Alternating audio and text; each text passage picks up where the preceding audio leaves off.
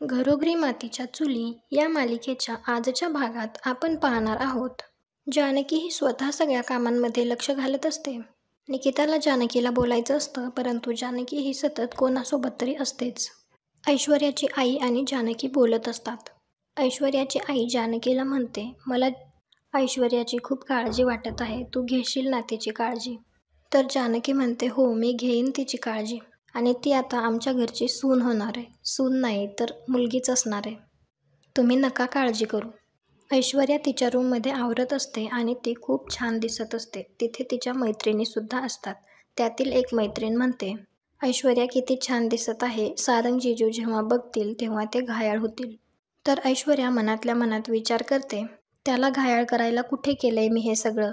ज्याला घायाळ करण्यासाठी हे सगळं केलंय तो जेव्हा समोर येईल तेव्हा ह्याच घायाळ होऊन जातील. तर ऐश्वर्या त्यांना विचारते, बाय द वे आपली ब्युटी क्वीन कुठे आहे, निकिता?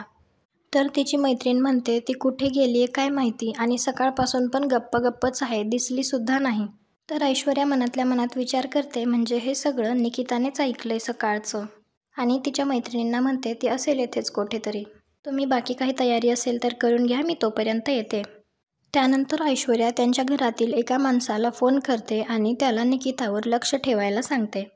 तो माणूस आता निकिताच्या मागे मागे करतो आणि तिच्यावर लक्ष ठेवतो. सिंधू आणि राघव जानकीला भेटायला आलेले असतात. जानकी त्यांना म्हणते, बरं झालं तुम्ही आलात. तर राघव लगेच म्हणतो, जीवाभावाच्या माणसांना सिंधू वेळ काढतेच, आणि तुमच्या घरच्या कार्यक्रमाला हजेरी लावायची म्हणजे लावायचीच हे तिने ठरवलं होतं. जानकी त्या दोघांची घरच्यांसोबत ओळख करून देते आणि त्यांना सांगते की यांची 2 मुले ही ओवीच्या शाळेत आहेत. तर जानकी त्यांना विचारते, तुम्ही परफॉर्मन्सची तयारी केली आहे ना, मी तुम्हाला व्हिडिओ पाठवला होता. तर सिंधू म्हणते, हो सगळी तयारी झाली आहे, तू स्टेजवर बघशीलच आता.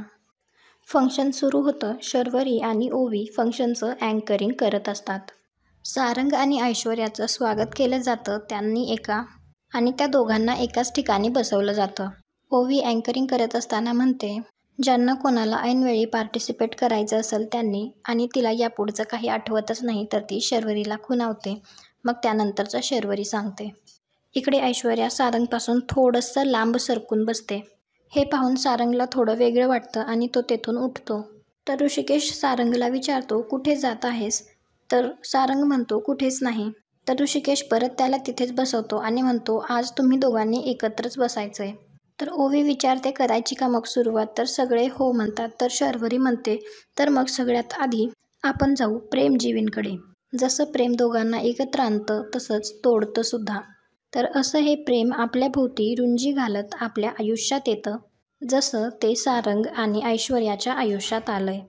पहिला डान्स आहे कपल डान्स.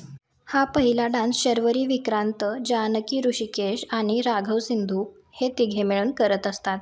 सगळे शर्वरी आणि विक्रांतचा डान्स एन्जॉय करत असतात. त्यांचा डान्स झाल्यानंतर विक्रांत शर्वरीला म्हणतो, अगं हळू थोडंसं, आणि तू किती छान दिसतीयस, आपला डान्स आज छान झाला ना?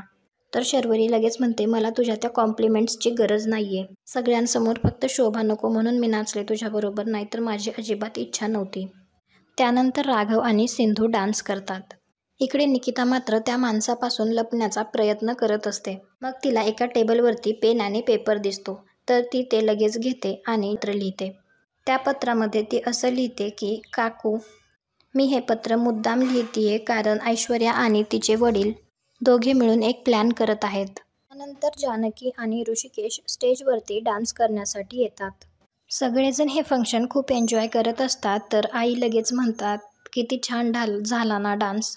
तर लगेच आजी म्हणतात, हो तर किती छान नाचली माझी शरू.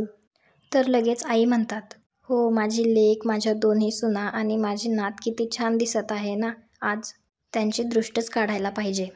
इकडे निकिता पत्रामध्ये लिहिते, मला ही गोष्ट समजल्याचं त्यांना समजलंय म्हणून त्यांनी माझ्या मागे सुद्धा गुंड लावलेत, आणि म्हणून मी संगीताच्या कार्यक्रमातून पळून जात आहे. तर शर्वरी परत अँकरिंग करताना म्हणते, आपल्या घरातल्या महत्त्वाच्या माणसाचा जर डान्स नाही झाला तर मग कसली मजा? आपल्या घरची परीराणी ओवी. त्यानंतर ओवीचा डान्स होतो आणि ती खूप छान डान्स करते. तिच्या डान्सनंतर ऋषिकेश आणि जानकी तर तिला उचलूनच घेतात. इकडे निकिता कावेरीला पाहते आणि तिला लेटर देण्यासाठी ती जवळ येऊन खुणावत असते, परंतु तोपर्यंत कावेरीला कोणीतरी बोलावतं, त्यामुळे कावेरी तिथून उठते. ऐश्वर्याने निकिताच्या मागे लावलेला माणूस हा सतत निकितावर लक्ष ठेवूनच असतो. निकिता त्या चेअरवरती लेटर ठेवते तर ते लेटर एका माणसाच्या धक्क्याने खाली पडतं. सारंग ऐश्वर्याला विचारतो, काय झालंय, तुम्ही एवढ्या अस्वस्थ का आहेत? तर ऐश्वर्या म्हणते, नाही नाही, काही नाही. तर सारंग विचारतो, नक्की ना? तर ऐश्वर्या म्हणते, हो मी ठीक आहे. तर सारंग तिला लगेच विचारतो, भूक लागली आहे का? म्हणजे कधी कधी असं होतं ना, कामाच्या लोडने खायचं राहून जातं आणि मग चिडचिड होते. मी काहीतरी आणतो, नका काळजी करू असं म्हणून तेथून उठतो. सारंग ऐश्वर्यासाठी काहीतरी खायला घेऊन येतो आणि ते ऐश्वर्याला देतो. सारंग तिला म्हणतो, तुम्ही आता माझी जबाबदारी आहात. तुम्हाला काय लागलं खुपलं, काय हवं नको ते मलाच बघायला हवं. ऐश्वर्या मात्र तो हातात घेतलेला घास न खाताच गुपचूप फेकून देते. सारंग तिला विचारतो, तुम्ही कोणाची वाट बघत आहात का? तर ऐश्वर्या म्हणते, नाही, कोणीच नाही. तर जानकी ऋषिकेशला म्हणत असते, तुम्ही जरा ऐश्वर्याकडे बघा ना, ती कधीपासनं त्यांच्यासोबत तुसडेपणा करत आहे. नीट बोलत नाही, इग्नोर करतेय. तिच्या चेहऱ्यावर स्माईलसुद्धा नाहीये. तर ऋषिकेश म्हणतो, हो, त्या दोघांचं आणखी लग्न नाही झालं त्यामुळे तिला उघडल्यासारखं वाटत असेल थोडं. लाजत असतील ते एकमेकांशी. तर जानकी म्हणते, पण ते वेगळं आणि हे वेगळं आहे. तर ऋषिकेश तिला म्हणतो, आपण बोलू परत यावर. आणि आजचा भाग इथेच संपतो.